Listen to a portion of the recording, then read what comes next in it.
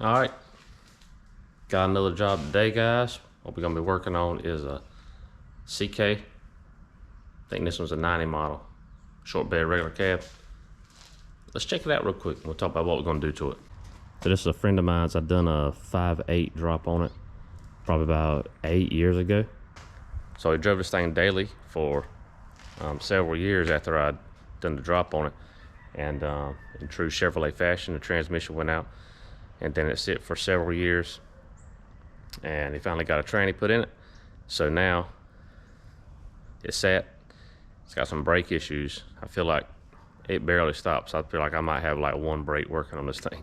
So those ones are seized up, which is common a lot of times when you let something sit. So I'm gonna check the brakes out on it, see whatever we need to change and get it fixed up so we can start back driving this thing. But let's get one good look at it. So we done so back in the day I done spindles and drop springs. In the back we done a flip kit and drop shackles and a C-notch. So drop shocks as well. It actually rides really good for what it is. So I'm gonna jack it up, get the wheels off the ground, then we'll be able to spin them, hit the brakes and see which ones are actually working and go from there.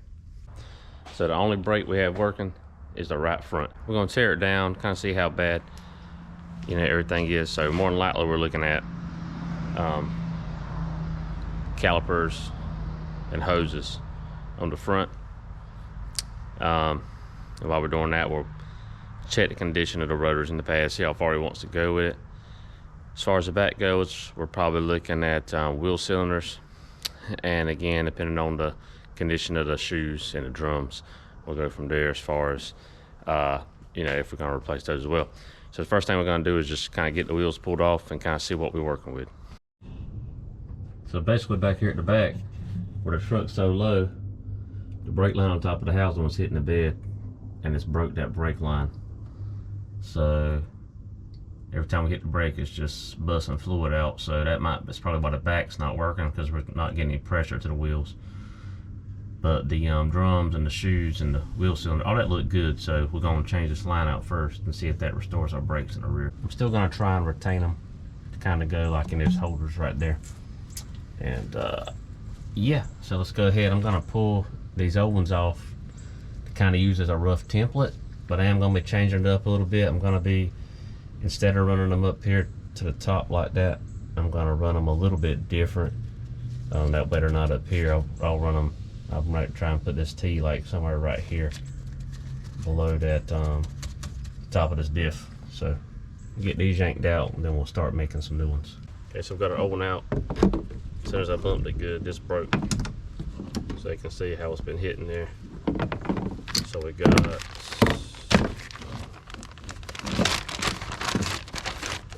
our new rear brake hose.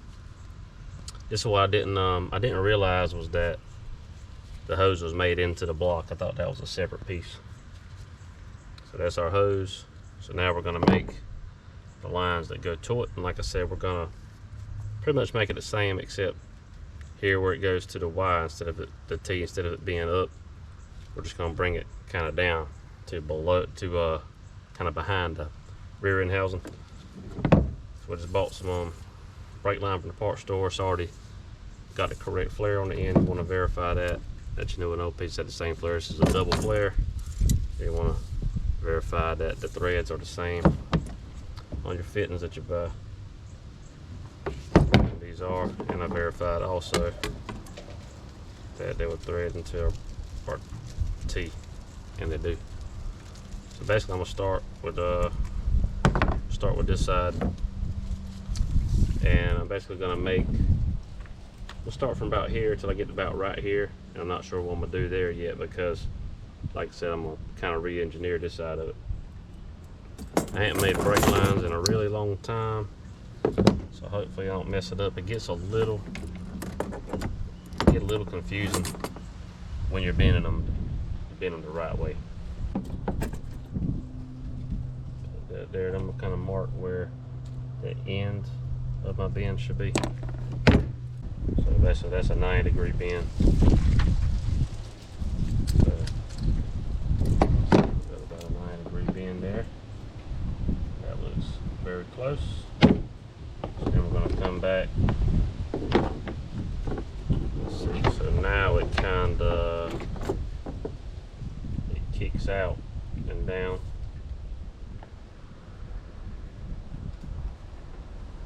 So we're going to slight bend about out about here. Like I said again, the hardest part is orienting this correctly. Let's see, remember to think about how I've got to put this to make it do what I want it to do.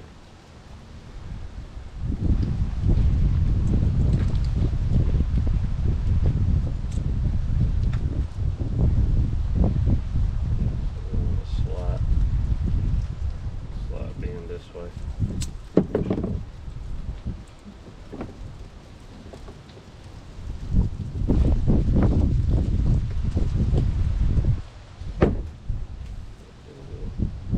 A little bit of a manual bend in these, but I like doing it with a machine. Try and help not to kink them. Try and keep everything looking nice and uniform. I think that's going to get us about.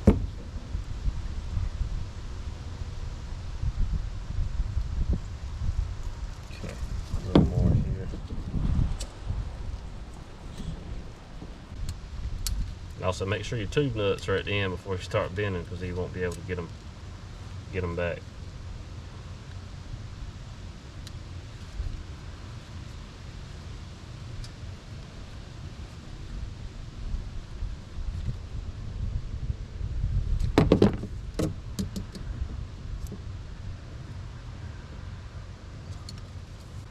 Alright, so we got this mocked up how we want.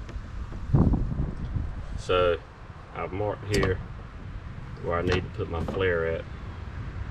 I gotta cut it and put my flare there. So I'm gonna have to make it a little further there.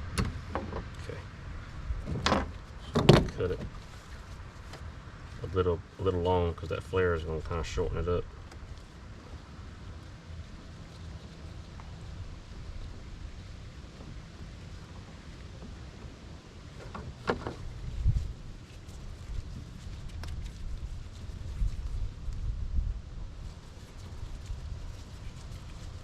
And again, make sure we got our fitting on there before we flare it.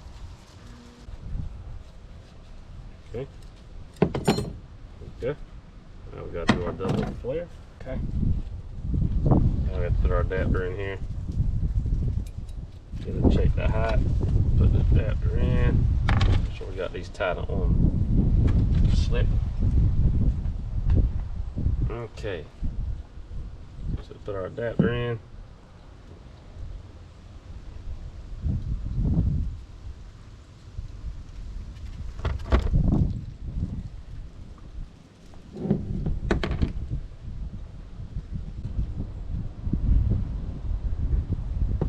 So I got the first line and built and installed. I'm gonna show it to you real quick. Then we'll go ahead and build the second one off camera and get it buttoned up.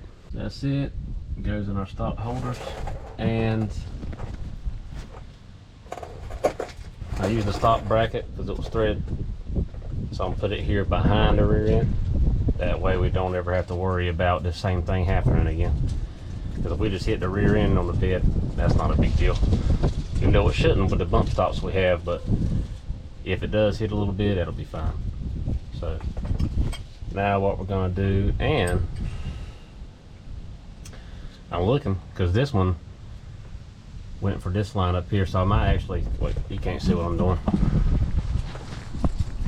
Let me reiterate here. So we've got this one made and installed. It goes in our stock hangers. It clears everything.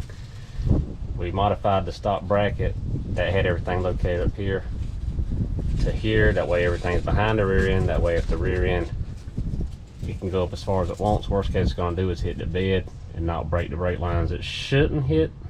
If it does, it'll just be barely, because we have those bump stops. We can't adjust those. But anyway, I'm not worried about it. It's not going to hurt the rear end of the bed. So this bracket originally held this passenger brake line going up here, so I might actually move that one down here. That way my brake line can come through here and tie into that and just make it even a little more nicer. So we'll see. I might utilize that, I might not, but either way, I'm gonna go ahead and build the next one. We'll get it buttoned up and I'll show you what I got. All right, we got it all finished up. See our new line running from there to there. Same on that side. Clears everything. Thing's nice and sturdy. I used all these factory brackets. Relocated this one. Relocated this stock bracket. Got this mounted this way. It's down where at the rear end there's gonna be no clearance issues as far as brakes go. I kind of redid this bracket a little bit. Just relocating everything. Some of the stuff was zip tied up for when we done a drop kit a long time ago. We planned on coming back and fixing it, never did. So I got all that stuff is all put up nice and neat. So should be good to go back here. So moving on to the front, like I said, he had somebody put a caliper on the front of this thing and they never finished. He had somebody working on it. But anyway, here we are now. I'm gonna put a, we've already got a new hose for this side and that side. I'm gonna replace both of those. Got new pads because these are about half wore out. We're gonna swap those in and then we're gonna start trying to bleed the system and see if we can get it going.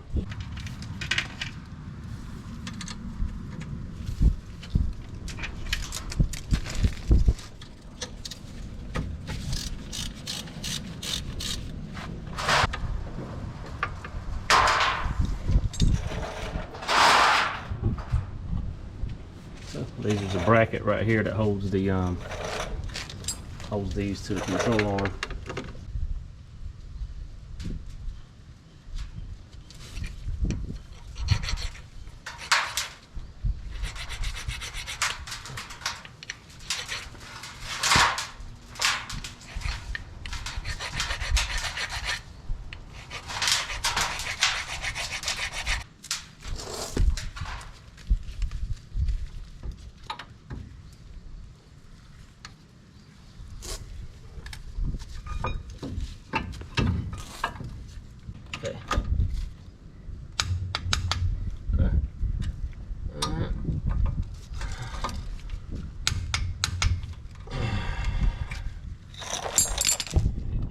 Okay, so that's it. I'm gonna do the same on the other side. I'm gonna get this bled and we're gonna see if it works. Stay tuned. So it's a couple days later, and I thought I had the truck squared away, but come to find out I didn't. So let me fill you in. The back is completely done and good. Now let me tell you what we got going on the front. So when we started on working behind somebody else, this caliper was new and already on. This had a new hose, but it was in the truck. So I went ahead and put that new hose on. Okay, no problem, everything went good.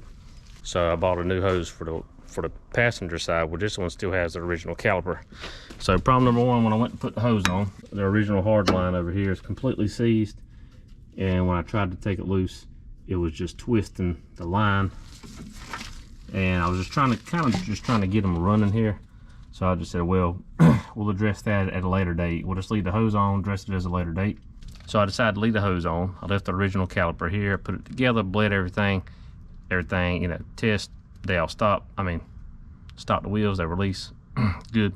When I drive it, when I get on the brakes, it pulls pretty hard to the left. So then something I noticed about how the brake pads were fitting when I put this together, something was just a little bit different about it. I didn't pay that much attention to it. So I come back to it.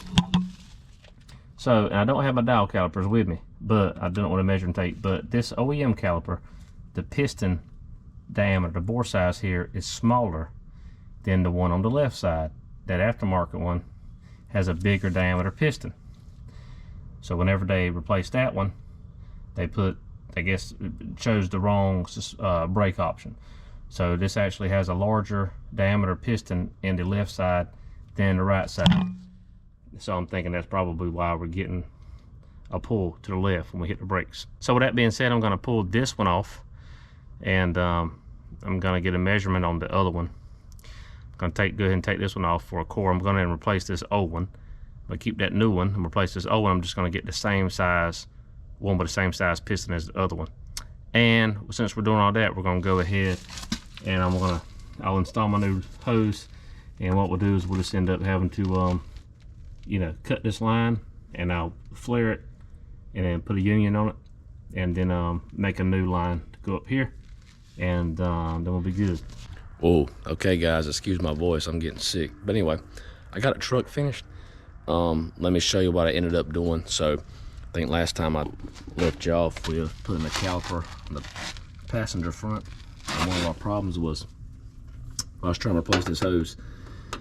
The line here was rusted and it was just completely seized. So I cut it and I was just gonna patch it in here. Anyway, this line was actually really easy to take off. It just went down, went under the cradle, and it came out right here. It kind of that T right there. So instead of just having a patched up line, I ended up just taking the whole thing off and just building a whole new line. So after that, I got everything bled again. It's working good. So we got that squared away. So yeah, just to recap, we made new lines for the back, relocated them behind the rear end. 2 new calipers. Well, I put 1 caliper on, new hoses, and made that additional line there. And now it's stopping good, stopping straight when you hit the pedal, and we got it done. So pretty easy, just time consuming because it was just one thing after another. But that's what happens with some of these custom jobs, especially when you're working behind somebody else. But anyway, we got it squared away, and I think we only spent,